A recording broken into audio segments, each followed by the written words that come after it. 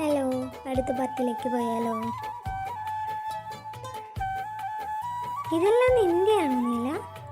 അല്ല, പിന്നെ ആരുടെയാ?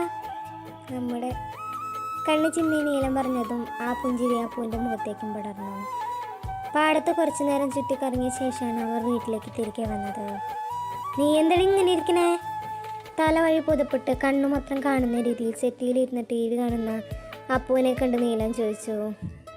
തണുക്ക നീല, അവൾ പുതപ്പ് കൂട്ടിപ്പിടിച്ചുകൊണ്ട് പറഞ്ഞു. എന്നാ വാ, ചൂട് കഞ്ഞി അച്ചാറും പപ്പടം ഉണ്ട്, അത് കഴിച്ചിട്ട് കിടന്നുറങ്ങിക്കോ. ഭക്ഷണം കഴിക്കുമ്പോഴും തലവഴി പുതപ്പിട്ടാണ് അപ്പുവിൻ്റെ ഇരുത്തം. ഇങ്ങതാ, ഞാൻ തരാം.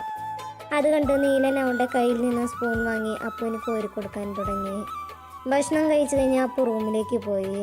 പാത്രങ്ങൾ കഴുകി വെച്ച് ലൈറ്റ് ഓഫാക്കി നീല റൂമിലേക്ക് വരുമ്പോൾ അപ്പു ബെഡിലിരുന്ന് പുറത്തെ മഴ നോക്കുവാണ്. നിനക്ക് തണുക്കാന്ന് പറഞ്ഞിട്ട് എന്തിനാ ജനൽ തുറന്നിട്ടിരിക്കണേ? നീലൻ ജനൽ അടയ്ക്കാൻ നിന്ന് അപ്പു തടഞ്ഞു. വേണ്ട നീല, ഈ മഴ പെയ്യുന്ന ശബ്ദം കേൾക്കാൻ എന്ത് രസാന്നോ. നിനക്കെന്താ പനി പിടിച്ച് വട്ടായ? നീലൻ അവളുടെ അരികിലിരുന്നു. വട്ടല്ല നീല, നീ ഒന്ന് ശ്രദ്ധിച്ചു നോക്കിയേ. മഴ ഓടിൻ്റെ മീതെ വീഴുമ്പോൾ ഒരു ശബ്ദം, ഇലകളിൽ വീഴുമ്പോൾ വേറൊരു ശബ്ദം, മണ്ണിൽ വീഴുമ്പോൾ വേറൊരു ശബ്ദം, ഇതെല്ലാം കൂടിച്ചേരുന്നൊരു ശബ്ദമല്ലേ? അതെന്ത് രസാന്നറിയോ? അതാണ് മഴയുടെ സംഗീതം. അവളുടെ കവളിലൊന്ന് തട്ടി ബെഡ് റെസ്റ്റിലേക്ക് ചാരിയിരുന്നുകൊണ്ട് നീലം പറഞ്ഞു. സംഗീത? അവൾ അവൻ്റെ തോളിലേക്ക് ചാരിയിരുന്നു. മഴയ്ക്കും സംഗീതമുണ്ട്. മഴ പെയ്യുന്ന ഏത് രാഗത്തിലാണെന്ന് നിനക്ക്? അപ്പുവിനെ ഇരു കൈകളും ചേർത്തുകൊണ്ട് നീലം ചോദിച്ചു. ഇല്ല, ശ്രീരാഗം. മൂളും കാറ്റേ, പുല്ലാഞ്ഞി കാട്ടിലെ കാറ്റേ, തല്ലലം മൂളും കാറ്റേ, പുല്ലാഞ്ഞി കാട്ടിലെ കാറ്റേ, കന്നിവയൽ കാറ്റേ, നീ കൺമണിയേ ഉറക്കാൻ വാ. നീലൻ അവളെ ബെഡിലേക്ക് കിടത്തിയ ശേഷം ജനൽ അടച്ച് അവളുടെ കൂടെ കിടന്നു. പിറ്റേ ദിവസം രാവിലെ ആദ്യം ഉണർന്ന അപ്പുവാണ്. അവൾ തന്നെ ചുറ്റിപ്പിടിച്ചിരിക്കുന്ന നീലൻ്റെ നെഞ്ചിലേക്ക് ഒന്നുകൂടെ ഒതുങ്ങിക്കൂടി. അതേസമയം തന്നെ നീലനും കണ്ണു തുറന്നു. അപ്പുവിൻ്റെ നെറ്റിയിലൊന്ന് ഉമ്മ വെച്ച ശേഷം അവളെ തന്നെ നടത്തി മാറ്റാൻ ശ്രമിച്ചെങ്കിൽ അവൾ അതിന് സമ്മതിക്കാതെ നീലനെ ഇറുക്കി ചുറ്റിപ്പിടിച്ചു. കുഞ്ഞെ, മതി, എണീറ്റ്, സമയം വൈകും. കുറച്ചു നേരം കൂടെ നീല, അവൾ കെഞ്ചി പറഞ്ഞതും നീലൻ അവളുടെ കുഞ്ഞുമുഖം തനിക്ക് നേരെ പിടിച്ചു. ഉമ്മ വയ്ക്കാനാണെങ്കിൽ വേണ്ട, എനിക്ക് ഇഷ്ടമല്ല. അവൾ മുഖം തിരിച്ചു പറഞ്ഞ നീലന് ചിരി വന്നു. അതെന്താടി ഞാൻ ഉമ്മ വെച്ചാ? നിർബന്ധമാണെങ്കിൽ ഇതേ കയ്യിൽ ഉമ്മ വന്നോ? അവൾ കൈ നീലന് നേരെ നീട്ടി. കയ്യിൽ തരാൻ സൗകര്യമില്ലെങ്കിലോ? എൻ്റെ മുഖത്തങ്ങാനും ഉമ്മ വെച്ച് എനിക്ക് ദേഷ്യം വരൂട്ട നീല. ഗൗരവത്തിലാണ് അവളുടെ പറച്ചില്. അപ്പം മുഖത്തുമ്മ തരാതിരുന്നാ പോരെ? നീലൻ അത് പറയലും അവളുടെ കഴുത്തിലേക്ക് മുഖം ചേർത്ത് ഒരുമിച്ചാണ്. ഒട്ടും പ്രതീക്ഷിക്കാത്തതിനാൽ അപ്പോൾ കിടന്നിടത്ത് നിന്ന് ഒന്ന് ഉയർന്നു പൊങ്ങി. നീലൻ അവളുടെ കഴുത്തിൻ്റെ ഇടത് സൈഡിലായി പതിയെ ഒന്ന് കടിച്ച് അവിടെ അമർത്തി ഉമ്മ വെച്ച് തല ഉയർത്തി നോക്കി. അപ്പോൾ ആ സമയം മറ്റേത് ലോകത്തായിരുന്നു. നീലൻ അവളുടെ മുഖത്തിന് നേരെ വിരൽ ഞൊടിച്ചപ്പോഴാണ് അപ്പോൾ സുബോധത്തിലേക്ക് വന്നത് പോലും. വയ്യെങ്കിൽ എൻ്റെ കുട്ടി ഇന്ന് ക്ലാസ്സിൽ പോകണ്ടാട്ടാ. അവളുടെ കവളി തട്ടിപ്പറഞ്ഞ് നീലൻ എഴുന്നേറ്റ് പോയി. വയ്യാത്തതുകൊണ്ട് അപ്പു അന്ന് ക്ലാസ്സിൽ പോയില്ല. നീലൻ രാവിലെ മ്യൂസിക് ക്ലാസ്സും PSC കോച്ചിങ് കഴിഞ്ഞ് ഉച്ചയ്ക്കാണ് തിരികെ വന്നത്. അവൻ വരുമ്പോൾ അപ്പു നല്ല ഉറക്കത്തിലായതിനാൽ അവൻ ഉണർത്താൻ നിന്നില്ല. ഉച്ച കഴിഞ്ഞ് ട്യൂഷനും പാടത്തെ പണിക്കാരിയൊക്കെ നോക്കി വന്നപ്പോഴേക്ക് നേരെ സന്ധ്യയായി. ചായ എടുക്കട്ടെ നീല? രാത്രിക്കുള്ള ചപ്പാത്തി പരുത്തുന്നതിനിടയിൽ അപ്പു ചോദിച്ചു. എടുത്തോ, അപ്പോഴേക്കും ഞാനൊന്ന് കുളിച്ചിട്ട് വരാം. അത് പറഞ്ഞ നീല റൂമിലേക്ക് പോയി. നീലം കുളി കഴിഞ്ഞ് വരുമ്പോഴേക്കും അപ്പു ചായ എടുത്ത് വെച്ചിരുന്നു. നീ കുടിച്ചോ? ആ. അരുൺ വൈകുന്നേരം വിളിച്ചിരുന്നു, നിന്റെ അമ്മായി വീട്ടിൽ വിരുന്നിന് പോകുന്ന കാര്യം പറയാൻ. ശനി ഞായറുമായി ആരതിയുടെ കുടുംബത്തിലേതോ കല്യാണം ഉണ്ടത്രേ. നിനക്ക് അവരുടെ വീട്ടിൽ പോകാൻ ഇഷ്ടമല്ലാന്നല്ലേ പറഞ്ഞത്? ഞാനെങ്ങനെ അരുണനോട് എടുത്തടിച്ച പോലെ വരില്ല എന്ന് പറയാ? അത് സാരില്ല, നമുക്ക് എന്തായാലും പോവാം. നമ്മുടെ അമ്മായിയുടെ വീടല്ലേ. നീ 2 ദിവസം മുമ്പ് ഇങ്ങനെയല്ലല്ലോ പറഞ്ഞേ. നീല ചായ മുഴുവൻ കുടിച്ച ശേഷം ഗ്ലാസ് ഒന്ന് ഓൺ ചെയ്ത് കല്ല് വെച്ച് ചപ്പാത്തി ചൂടാൻ തുടങ്ങി. ഞാനൊന്ന് ഇരുത്തി ചിന്തിച്ചപ്പോൾ പോവാതെ ഇരിക്കുന്നത് ശരിയല്ലെന്ന് തോന്നി. ഓഹോ, ഇനി ഞാൻ ഒരു കാര്യം ചോദിക്കട്ടെ?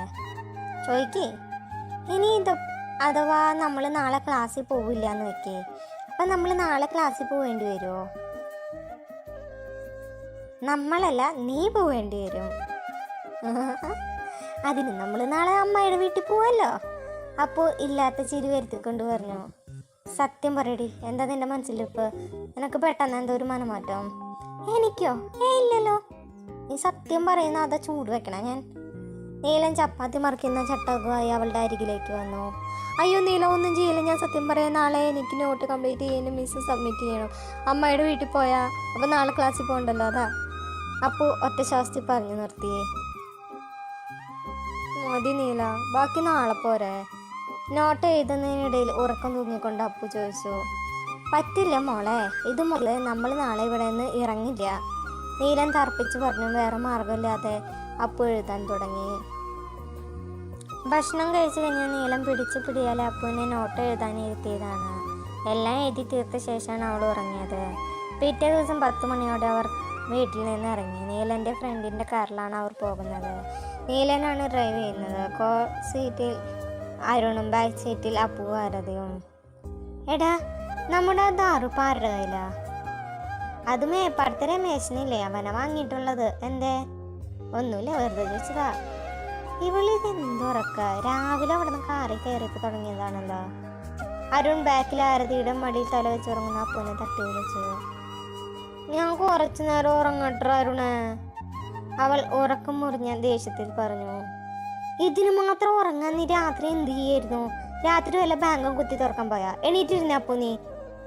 ഇന്നലെ ഇവൻ കാരണം എൻ്റെ ഉറക്കം പകുതിയും അല്ല കൂടുതലും പോയി. ഞാൻ കുറച്ചെങ്കിലും ഉറങ്ങട്ടെ പ്ലീസ്. അവൾ അത് പറഞ്ഞ് വീണ്ടും ആദമ്മയുടെ മടിയിലേക്ക് തന്നെ കിടന്നു. അവൾ പറയുന്നത് കേട്ട് അരുണും ആരതിയും ചിരി അടക്കി പിടിച്ച് നീലനെ നോക്കി. എടാ, അത് പിന്നെ അവൾ ഉദ്ദേശിച്ചത് അതല്ല, അത് വേറെ. അരുണിൻ്റെ ആക്കി ചിരി കണ്ട് നീലന് കാര്യം കത്തി. മതി, ഇനി ഉരുണ്ട് കളിക്കണ്ട, നിന്റെ പ്രായം തന്നെ നിൽക്കും.